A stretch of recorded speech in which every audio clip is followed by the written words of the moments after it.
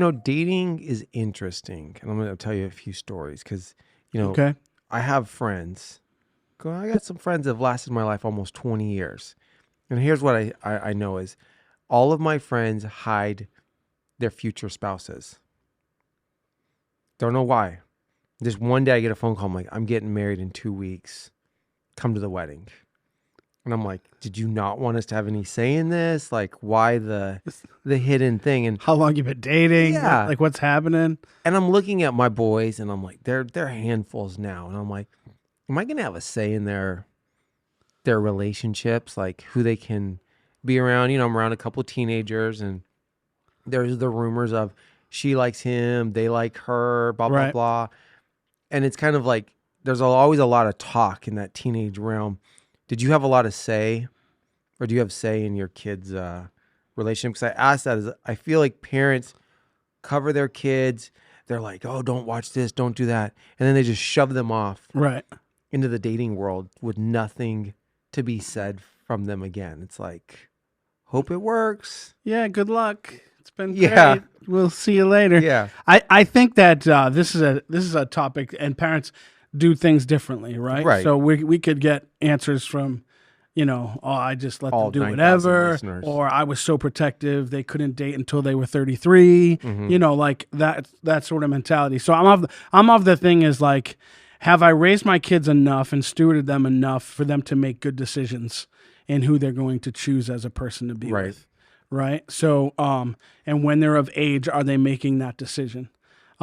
We've had some winners and we've had some not so good situations. So, and it's gearing them in those situations. So, I mean, you can, this is going to be a fun topic today. Well, because there's so much that goes involved is, as a parent, being that I'm a young parent, you're a seasoned vet. Seasoned vet with You're kind of like the coach that's been yeah. in the game for so long. They're like, they show your picture that says been parenting for this many decades. Right. And it's like, you don't want to start a war with your kids. I'm sure Right. you have to lay the foundation, but you also are like, man, I know this is going to cause maybe a riff. Right. But you've got emotions in dating, like, boy, they look cute, they have this, and they're wanting the relationship for XYZ, and you're like, whoa, where's this coming from? Why? Mm-hmm. And there's just a lot that goes on in dating. And I find in the parenting world, not that many people, like we were doing the show notes, Chad's talking about, like, I don't even remember my parents saying anything. I remember the first girl I was going to date. Like my mindset was I was going to date to get married. Right. And this older girl, which I don't know why I had this attraction to a girl I was a junior. No, I was a freshman and she was a senior. Right. Weird. This is when you liked older women? Yes, that was my version of older women. That was the first season. Yeah, and I go You're on a different season now. My mom just got out of a bad surgery, and I'm like, oh, I think I'm going to take this girl out to the movies. And she's like, what? I'm on my deathbed. At least I told you. She's super mad at me. I look back, I'm like, what was I thinking? Like, I don't know. At least, I was like homeschooled, so it was like puppy love. Like I thought dating was going to the movies. There was no kissing, no anything else, thank God. But, then when I got into my serious relationship, there was no say. There wasn't like my parents were like, let's meet the girl. Right. Like it just happened. And I find how interesting my mom was involved helping with my school and all that.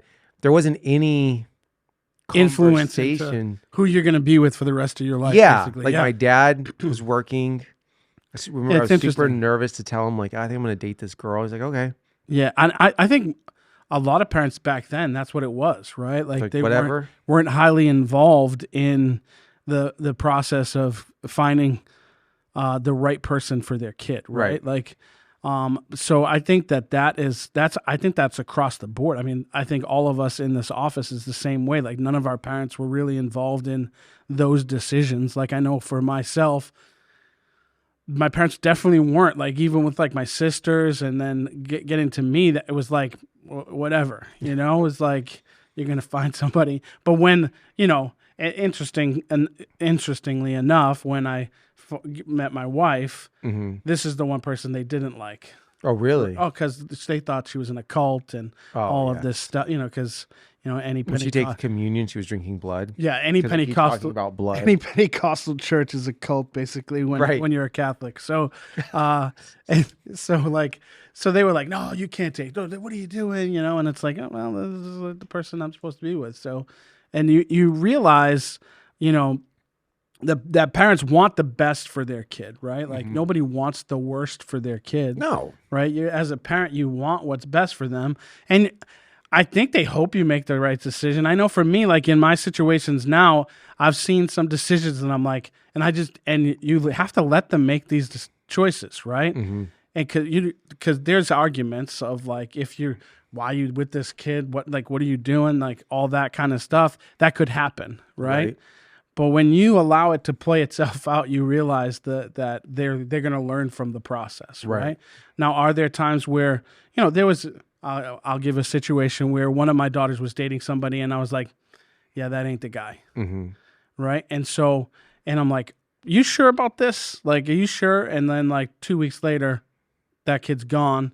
And, and it wasn't like you shouldn't be dating this kid. What are you doing with your life? Blah, blah, blah. It was like, are you sure? Like, that was it. Right. And we prayed and trusted the process, right? And so I think that you have to let your kid figure out who they're supposed to be with. I think that's probably the hardest part. And like, we could go back to arranged marriages, like, hey, like you see how great those things work out, right? I mean, well, not you really. were just looking for the dowry. You got four daughters. You could be, you're like, I need a car, a couple Bitcoin, and that's funny. Wrong country for the dowry, I guess. But no, I mean, that's a terrible thing, right? They let them find the person they're attracted to, that they have a good relationship with, and pray that they pick the right person.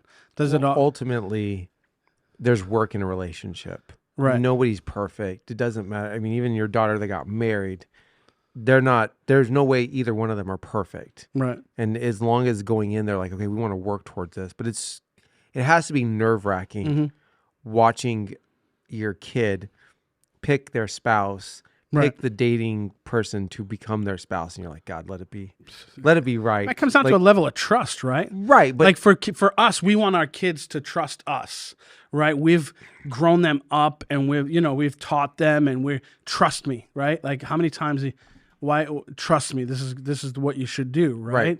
But when they get to a certain age, at some point we have to say, I trust you to make a good decision here, right? And if they're not making the good decision, is like, do you think that's the best way? Do you know what I mean? And it's so for me, that's kind of how I've done relationships. If I'm not really 100% on the person, there's questions, right? I'm not telling you that it's the worst decision of your life and you probably should like run right now. That's not happening. All I'm saying is, you think this is the right one, right? You think so? It's like, I'm just asking questions. Right. I'm going to trust you to make the right decision. So I'm while you're talking, my mind is going towards that cliche. Dad sits on the porch, has the shotgun. Yeah, never did throws the bullet at the gentleman and says the next one's coming a lot faster. You put their name on the bullet and put it down. Yeah, definitely. And it's like, those are like cliche things where it's like, that's not going to scare a kid nowadays. Like, he's got the cops on you. Well, the problem is where we live, the kids probably have more guns than I do. Well, not even that. Like, so it's like, what do you mean? That happened in an era where there wasn't video evidence of someone's life being threatened. Now, oh yeah, the kid with the phone. Yeah. But it's like, I think this is an interesting topic because most parents are control freaks over their children. What they eat, what they watch, where they go, their friends. But at some point, we have to let them kind of like let the leash out to see how, like, would you say that there's moments in life that you can kind of watch their judgment to kind of give them a prelude? Like, it's so weird. My life revolves around football and wrestling. I think that the two, everything can like go in full circle. Like, is there a preseason that you can let them make a judgment call? Like, all right, come back. Coaches need to talk to you. Way too many interceptions. Right. Like, is there a moment where you can watch their judgment? Well, it's because we want to let our kids date until they're older. Okay. Right. Is there a specific date? Is there like they have like a requirement? I really don't want them until they're 18. Okay. You know, can they talk to people, be friends with people? Yes. Are we going any further than that? No. Okay. So that's kind of been our situation. And so do they have friends that are guys or girls based, you know? And yes. And so it's kind of been interesting to kind of play this scenario out. And then when they get 18, they can, okay, this is now it's make the call, right? Right. And so we've seen good calls and we've seen some bad calls. And for me, it's always been, I've done the same thing. Like with all my kids, I'll sit down with the person and I'll just ask them questions. Like, what are your intentions here? Where do we think this is going to go? Are you just staring straight into the eyes? No, it's a good conversation. No, I don't know. It's always I'm been an eye good. guy. Like if I see the eyes drift, I'm like, why are your eyes drifting? It's like, usually a car ride, so I'll be in the car and just I couldn't do the car ride. I'd want to do like lunch somewhere. It's a little table, right? It's just too bad there's not a Sicilian, where you like can snap your finger and the waiter nice comes Italian over restaurant. and they're like, Vinny, what do you want? Like you the waiter really well. They bring the butcher knife in over. Boston, I have a few of those, but not here. And then that's kind of how I've done it. Like I've really been open and honest with the people that want to date my kids. Like, listen, I want this thing a certain way. Has it always gone that way? No. And so you kind of have to be like, okay. And I think I bring this up because, we have such packs in our church of like junior higher pack. They're all moving into the high school realm. And my wife's friends are all like, my daughter's going to be ready to start dating in a year. Well, how old are they? Well, they're like 14, 15, meaning that like they're interested in they just crossed over to like now boys are on the radar. And it's like these, like it seemed like it just snuck up on a group of women. And I think dads kind of forget about it. Well, it is kind of weird. Like if you look back in older times, right? Like girls were married off super young. Yeah. Right. And so like there wasn't a lot of dating happening. It was a lot of, hey, you're of age, you need to get married and have kids. Right. And be a mom. And it's like you're 15, 16 years old. The guy was probably 18, had a job. Right. And like at that, and you look at time and education and things like that. It's like we saw a thing at church the other day where education back in the day versus now, where kids that are masters can't pass an 8th grade exit exam from 1920. And it's like, what are we teaching kids these, right. And seeing what I'm getting at is the maturity of these kids and the knowledge that they have is far less now than it was then. Right. And so when you look at that and you're like, you're making a decision for the rest of your life or possibly at 15 years old when you can't even like, that's right. It's just like you're not mentally there yet. I think kids can be, but are we training them when they're not? They have to be trained at 7 and 8 to be handled. They have to be trained from like birth on, and it's like, well, there's levels of responsibility. Right. Like, are you cooking for yourself? Are you, do you clean your own clothes? Like there's, that's funny. And my wife and I were just talking about like the whole cooking thing because my wife cooks, right? So like every meal she's cooking us dinner and she's like, what's funny is none of the girls have been like, hey, can I learn that recipe? Right. No, that's definitely a lost art. And it's like, and now, we have one daughter married, you know what she's doing? Calling mom up saying, hey, can you give me that recipe? How do you do that? And it's like, well, had you taken the time, because mom's in the kitchen every night, right? You can make that time and get in the kitchen with mom and learn this process before you get to that point, right? But priorities, right? The priority is I got to be on the phone. I got to be talking to this person. This is such a fun topic because as parents, there's so much going on. Then you got the kids emotional. She's cute. He's cute. Right. He's got a car, whatever. And it's just like there's so much emotions attached. And then you get like the grumpy, either men or women who are like, good luck. We'll see what you looks like in 10 years. It's like they're pre-looming death onto them. And then you get married and then they're like, wait till you have children. you won't ever see her again, or it's like there's always this like death ring. Yeah, the negative people that. But at the same time, their kids are nowhere to be found. Let's preface that. But I know, as a whole, we want the best for our children, but it's super hard because you do have to trust them. Like talking with our pastors, the pastor's wife gave my wife great advice. She's like, you don't own these children. Mm-hmm. Your job is to steward them, give them the best advice possible, and then one day you release them, because there's not 100% that they live within your geographical, like they're not 20 minutes away. It's a special trip. It's you don't know what career that husband or wife has that takes them away. Like we have our pre-made minds how it's going to work out, and I'm sure. Right, and I mean we're talking about dating relationships, right? Right. But there's also a big relationship that we could even venture into here too, and it's our kids' relationship with the Lord. Oh, right. That needs to be a whole nother topic. Yeah, but I'm just saying, like, so if our job is to steward our children, right, to a point, right, where at a certain age they're making their own decisions, right? Right. So you pray and hope that at the age of their decision making, that they start making right decisions, right? Right. Now, does that always happen? No. You can see like people go off and the prodigals and we've heard these stories for the past few weeks at our church of people and kids that are pastors' kids and they're doing their own thing now, right? But they've come back, right? Right. And it's at some point you got to say, look, I don't own this kid, right? All my job was to steward them, grow them up to they're of age for them to make their decisions. Now they're making decisions. Can I make the decision for them? No.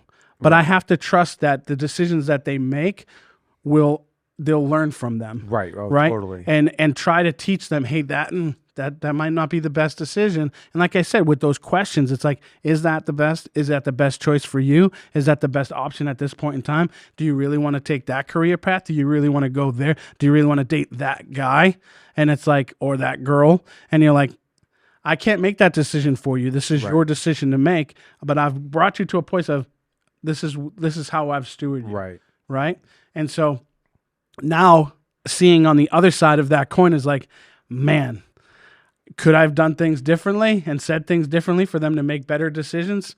I don't know, but it's not my decision to make. I have to trust that God's going to bring them to their own place of like, man, I want to serve God. And I like how you're saying that, because I think as parents, if we focus more on their relationship with the Lord, one, you have an advocate in the Holy Spirit, and the Lord leading them. Hopefully they want biblical sound doctrine in their own life. They're not just in it because mom and dad are at church. But that's, to me, the one place you could probably spend more time in is not worrying about who they're dating. How is their life in the Lord? Are they serving God? I think a lot of times we get caught up and we forget to see, are they doing what a Christian should be doing? Right. I'm like, do I see my child reading? Like, are we asking them Christian questions? Like, right. What are you getting revelation on? What are you praying for? Are you serving in your local community of the church? I remember in youth group, we ran the youth group. There's nothing that says a junior higher to high schooler can't be serving. Like, I see all your kids in the coffee. They're helping in kids ministry. Like, they're very involved, not because mom and dad are pastors. They're getting involved back. They're giving back to the community that's serving them. And hopefully in that, they have their own relationship. That's what I mean. And in that, they create relationships with other godly people that can speak, that can say something that mom and dad can't. And this was the advice I got early on, is your kids are going to be very hard-headed. And I'm like, boy, were you not prophesying? You're going to need uncles in their lives that can say something that it's not the same voice of mom and dad. And I think that's where we miss it as parents, is we don't bring enough people around us because we're in this inclusive state of COVID. No one understands me. And we don't have enough voices speaking into our kids' lives that are, spiritual family, that are giving good advice, but mom and dad don't have to always be the same voice. Right. And that's good. And going back to like the developing their own relationship, right? It's like, so I've raised up children, right? Like, it's where we're at, right? But like the other night, I walk into one of my kids' bedrooms, right? And there's worship music playing. The Bible app is on, and like you can hear the Bible being read, and it's like, okay, so I didn't push that on. Right. This kid has decided on his own to have that going, right? I walk into my other kid's room, 6 years old, and he's got his Action Bible out and he's reading. Mm-hmm. Am I sitting there reading with him? Nope. He's doing it all on his own, right? So 2 different age brackets, way big gaps, right? But the same thing happening, right? Because the little guy saw the big guy doing it. Mm-hmm. And it's like my kids don't know they're influencing the next kid, right? And I think, to me, that is some incredible, that was parenting. Right. Like he was able to kind of help us with the development of the younger one. Mm-hmm. And I was like blown away by it. And this is the first time I'm talking about it. I'm like almost emotional about it. Because it was just such a cool moment. Right. And this is a kid, 18 years old, 19 years old, like ready for relationship, not in one, waiting for this person to get of age so that they can maybe date, possibly, we'll see. But what is he doing on a Monday night? He's in his room with the worship music on after work, reading his Bible, listening to it and reading it, and showing my other kid how to do the same thing. Right. And it's like, okay, we're doing something good here, like something good's happening here. Does it happen with No. Are there things happening in other parts of our lives? Yes. Right? Nothing's perfect, but that was a perfect moment. Right. Right? And saying, man, I'll take that moment, right, for this week and be like, okay, that's a win, right? And sometimes you have to celebrate the small little victories as a parent because they don't come off that often, right? Because you're struggling so much to kind of raise, well, for us, it's many kids, right? But these like little, that was like a victorious moment of like, man, that's things are working awesome, right? But it's like, here's a kid that could be focused on internet, websites, career, girls, and no, I gotta spend some time with the Lord tonight. And it's like, whoa, that's awesome, Yeah. And so that's kind of what you want to see. Because then now, what does that do for me?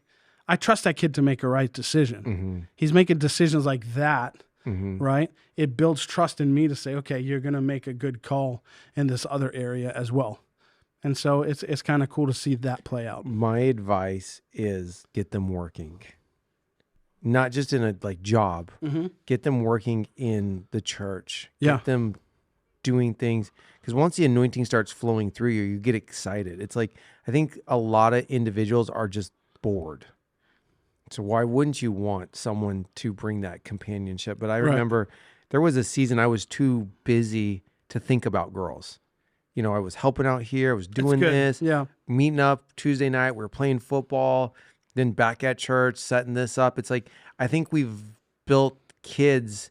I don't know. There's all these restrictions now. Like I heard someone go, I can't get a job until I'm 16. I'm like, where was somebody's that? Gotta need you for something. Like when you and I were growing up, I was working under the table at 12. So, that's what I mean. I was working full time at 16. I had a 40-hour week job, so it's like, it's sad to say that 2 decades removed, how quick the era has changed, but we have a society of boredom. Right. And it's like, my thing is get them involved, let them see the power of God move through them, start serving people. And now it's like, there's activities, and hopefully in those activities, they find their significant other. Right. And what we're not saying is don't get involved in your kids' lives. Correct. Because here's the thing, when you're not involved, right, in your kids' lives, then really bad decisions happen. Right. Like car driving, look at guns, look at, like if you leave your kids up to their own devices, right? That's the term, but it's also the things that people are using, or their own vices, right? It's like they separate. I guess is how I'd put it. Do you trust your kid with your credit card for a month? Right. And tell them, I'm not looking at the statement. This is your credit card, and I'm going to pay the bill no matter what. Like, do you trust that they're going to make food, healthy choices, or is it, well, no one cares, I'm going to do whatever I want? It's kind of like one of those things. Like, kids know when they have the license to kill is what I call it, or they actually care what their families, the desires of on that. So fun topic. I think we could stay here forever because it's kind of like the spinning ball. You can't put your finger on this one thing because each kid is different, each parent is different, but you do got to be involved. Yeah. You should be. Yeah, get involved, stay involved, and we're not saying back off when it's at that time. Right. It's like, no, get involved in their decision, ask the questions, and let them make decisions and learn from those decisions, right? And help them along the way. If they make a bad one, like, hey, that wasn't the best one. Like, let's try to do better the next time around, and help them learn from that. Even though, like, here's the thing. Dating and relationship creates emotions, and there's heartache and turmoil when it comes to those things. When you have to break up with somebody and all that stuff happens, and it's like you create a bond that you break a bond, and then there's some terrible stuff that goes along with that. Yeah, and it's like now you're emotionally tied to somebody, and that's hard to get out of your life, and so it brings it into the next relationship and the next one. So hopefully you can. It's never too late, right? It's never too late. Even if these people listening, their kids are in their late teens, or even grown in college, like start somewhere. Right. Start asking questions, start loving. Don't just be like, well, they're too old now. They're out of the house. Like, it's never too late. Right. And for us, we have a basically open door policy. Like, you can tell us anything. Mm-hmm. We like, tell me, please tell me. Because if I find out from somewhere else, that's when I get upset. Right. Like, if I have to find out from somebody else that something happened, like, that's the worst thing for me. I bet, yeah. Like, if you just tell me up front and, like, don't lie to me, right? Like, that's the big thing for me. And so my kids know, like, I'm not going to lie. I'm just going to tell them straight up and deal with whatever, because I'm going to deal with it so much better when it's given to me first than hearing it secondhand. And so hopefully you're in your kids' lives enough to, and I believe most people are, right? Where you can get into that space with them where it's open door. They can share things with you no matter what it is, so that when they're choosing the person that they're going to be with, they can talk to you and tell you, hey, this is what I'm thinking. What do you think? Well, let me meet the person. Then I'll decide, So, and hopefully that's happening as well. Hopefully this has helped you. Me and Vinny love talking about parenting, fathers. There's just so much to talk about because, in this world, we've got a lot of experts. We got a lot of people telling you how it should be. But, what we're trying to do is just give you real world, not advice, but like, this is what we're seeing. This is what we've dealt with as youth pastors, as parents, as being involved and around kids pretty much for the last 20 years. So really just want to encourage you that this is a topic rarely discussed from men. A lot of women talk about it, but just want to encourage you to get involved in your kids' life. This is probably, to me, the second most important decision outside of their salvation is knowing who their spouse will be, understanding why they chose them, being able to have the healthy input, and watching and trusting their Holy Spirit inside of them to make a good advice. So really want to bless you guys. Hope you guys enjoyed this whole show on parenting, dating, and all the things that come with it. So we bless you guys and can't wait to see you next week.